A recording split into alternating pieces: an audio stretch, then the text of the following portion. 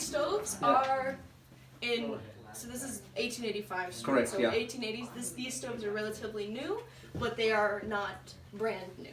They had these kinds of things over in Europe, and then they were starting to bring them into the States. Okay. And so these were coming up from the States. Okay. So these stoves, Yeah. to give kind of an example, when you buy your 160 acres of land, that's $10. To buy one of these stoves, it's $100. It's $100. $100. Whoa, okay. It's 10 to 100 depending on the stove. Wow. I've heard like conflicting reports, but these stoves they're cast iron. They're cast iron, big, thick, and then they have all of these features. Like you can open it up, you build your fire in here. Yeah. Pop that open. Yeah. So you have your fire in there. Oh. Yeah. Oh. Sorry about that. Yeah, it's fine. And then your ash will fall in here. Yeah. You'll clear it out. Yeah. All that.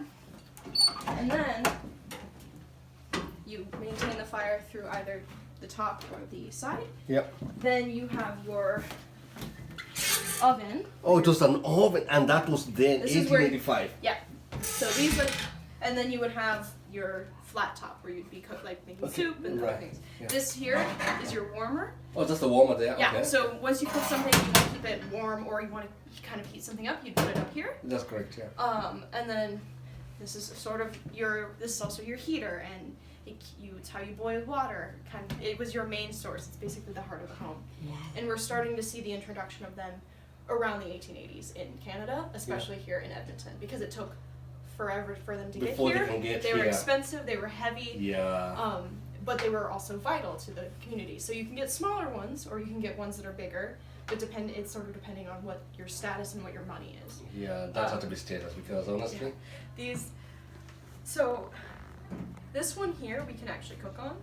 There are other ones that are actually from the 1880s that are on the street that we can't cook on because it's a huge fire hazard. Okay. But this one is a reproduction of what would have been in the 1880s about. Around that. But you can see that there's some new modern things Yeah. for like this Yeah. and these. Yeah. This is a heat protector to keep the house from catching on fire, and then Okay. this piping is different. They wouldn't have had something as concealed and as And the way it's built. carefully built. Yeah. But because of the regulations that Alberta has put in place, Yeah. it's made cooking on these something you have to do after you've been trained and only on specific stoves. Oh. But I've been lucky enough to learn how to cook on these. Okay. And so it's cooking on one of these is hard, but once you get the hang of it, Yeah. it's actually really fun. But it's all a matter of maintaining your fire, making sure that you're up to a certain heat, and then trying to keep it at that heat. Because this heats up relatively quickly, Okay. but keeping it at the same temperature, Yeah. or even keeping it and cooling down takes Yeah. a very Yeah, long because time. cooling down is what Yeah. I was kind of wondering But- about. Yeah. So you have to make sure your fire is constant if you're cooking something. Especially baking is quite difficult in this. Yeah. If you're baking like a large loaf of bread in here, it takes longer, and you have to be constantly rotating it because the fire is over here. It's not like in our ovens where it's fully surrounded by heat. Right. Yeah. Yeah. So you're constantly rotating. Oh, yeah. You have to keep rotating it. You have to isn't kind of pull it out, poke it, see if it's still doughy. Okay, It's then- usually still doughy in the middle. Then you turn it, and then it cooks. Huh. So it takes.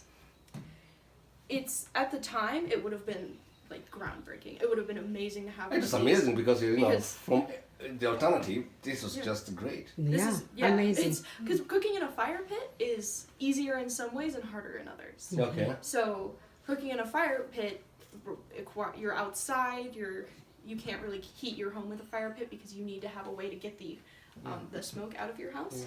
So when these come into fashion, everybody's really excited, and you can go to the hardware store and you'll order one. They won't give you one right away because they have to order it in. Yeah.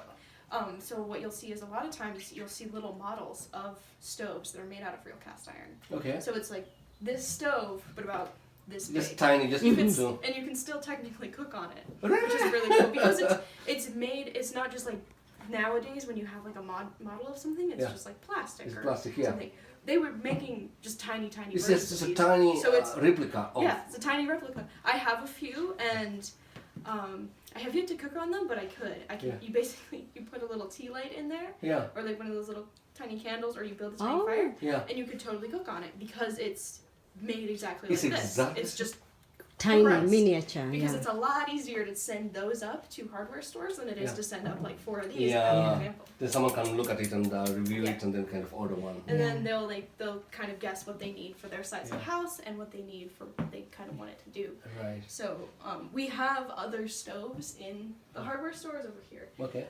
We have these big stoves in here, but that's not technically accurate. Yeah.